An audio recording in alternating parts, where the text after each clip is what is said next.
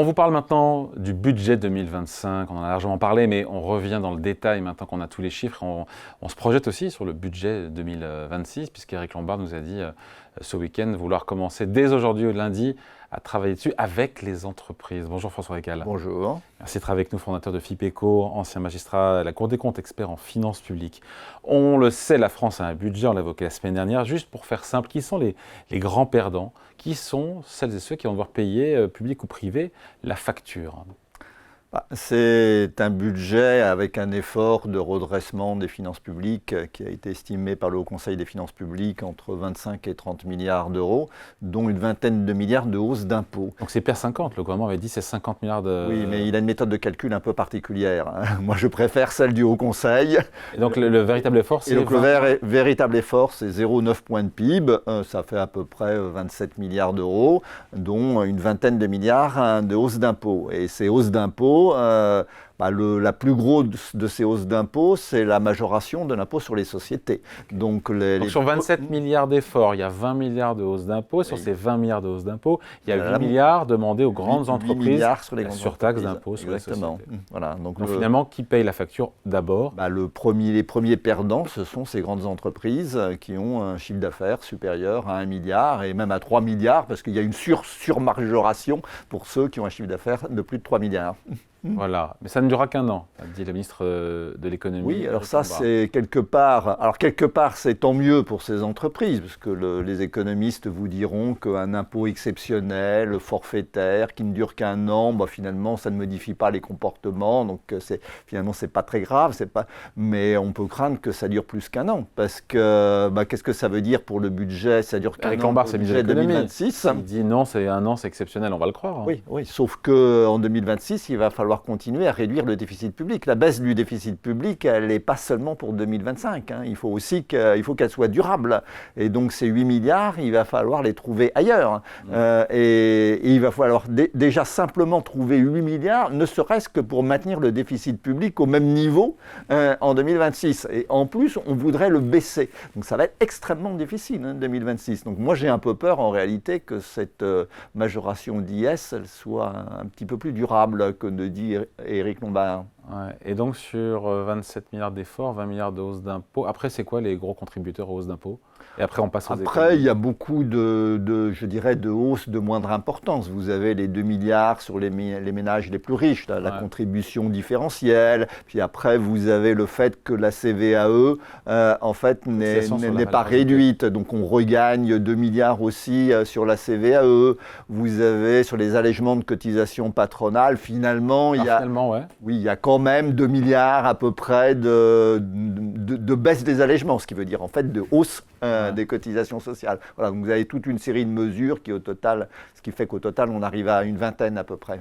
Ouais. Donc ça fait 27 moins 20, donc ça fait 7 milliards d'euros. Il reste 7 milliards sur les dépenses. Sur les dépenses, apparemment c'est l'État qui a... Essentiellement l'État, en effet. Parce qu'il y a la fonction, il y a les collectivités locales, il y a la santé, les hôpitaux, l'assurance maladie au sens large, et l'État. Et c'est l'État... Et les collectivités locales, qu'il ne faut pas oublier. Et c'est l'État qui a fait l'effort. L'essentiel de l'effort pour cette année viendra de l'État, dont les dépenses sont réduites en valeur. Enfin, le total des crédits des ministères est diminué de 9 milliards d'euros en euros, ce qui est quand même assez fort. Si on arrive à tenir jusqu'à la fin de l'année, c'est important. Donc dans la sphère publique, qui a fait l'effort? L'État. C'est l'État qui a fait l'effort. Derrière l'État, après c'est difficile de dire qui, parce que c'est des dépenses aussi bien. Alors les ministères régaliens sont sanctuarisés. Sanctuarisés, la justice, la police, etc., la défense, mais c'est tous les autres ministères. Alors quels sont les ministères les plus mis à contribution? J'ai vu le ministère du Travail, 4 milliards d'euros. Ministère du Travail, alors ça c'est à travers, c'est justifié à mon avis, on en parlait depuis longtemps, à travers une réduction des aides à l'apprentissage par exemple. Il y a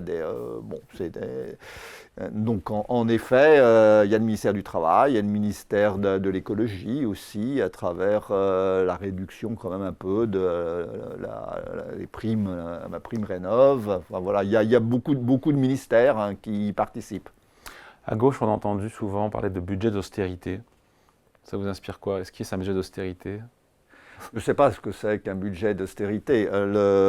C'est un effort important, en effet, mais il faut avoir en tête que pour simplement arriver à stabiliser la dette publique à son niveau actuel, en fait, il faudra en faire beaucoup plus.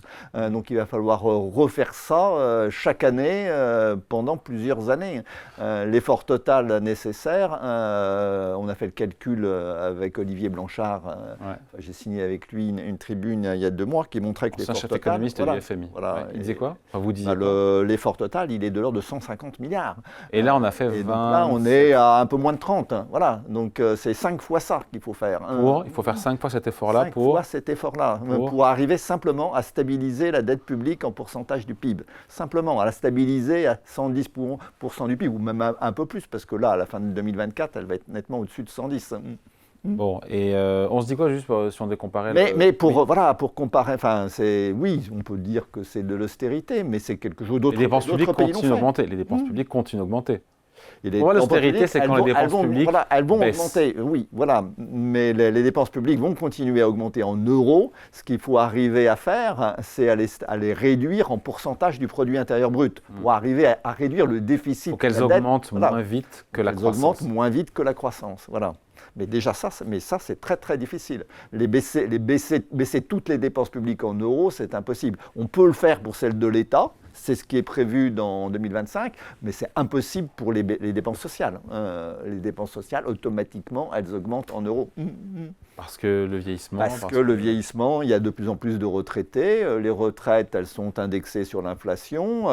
Les autres prestations sociales aussi.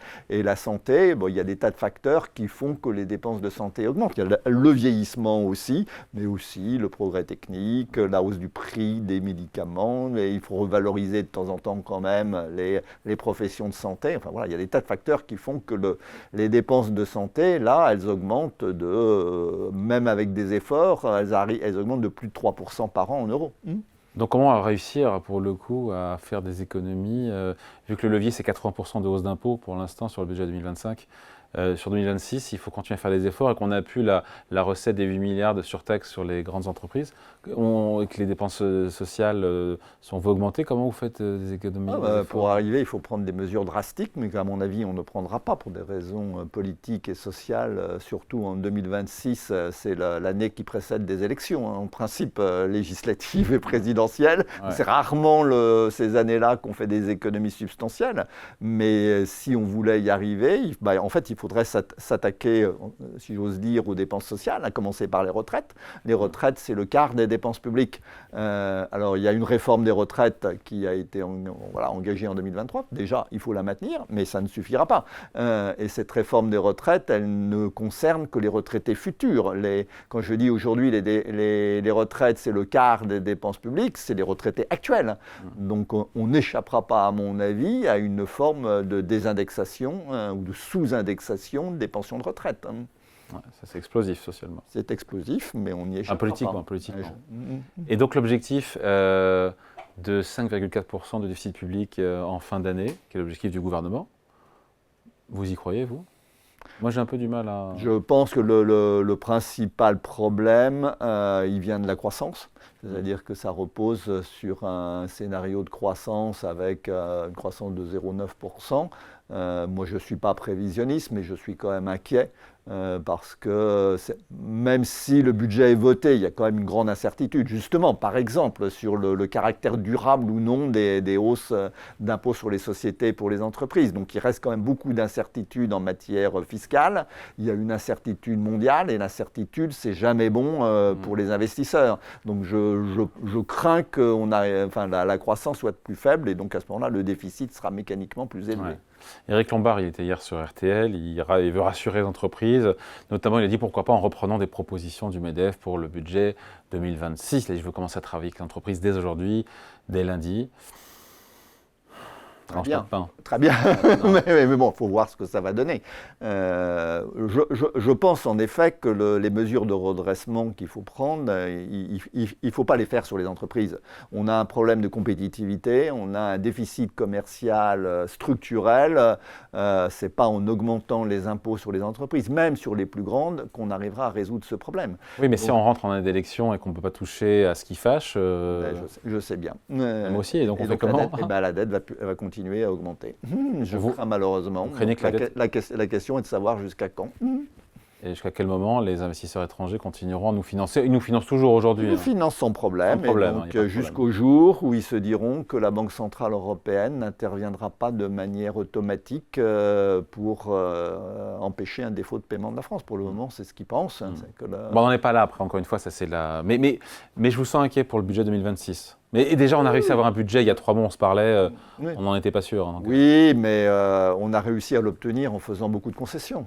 Vous les avez chiffrées d'ailleurs, les concessions qui ont été faites par François Bayrou pour en arriver là? J'ai lu passer quelques milliards quand même. Oui, il y a quelques milliards. Je ne saurais pas dire exactement. Ouais. Bon, après, l'objectif initial du gouvernement Barnier, c'était de ramener le déficit à 5. Mais il s'est passé d'autres choses. La croissance aussi, la prévision de croissance a été revue à la baisse. Donc, mais il y a bien en effet quand même quelques milliards d'écart. Oui. Allez, merci pour cet entretien et ces explications avec vous, François Ecal, fondateur de FIPECO, ancien magistrat de la Cour des comptes. Merci. Merci.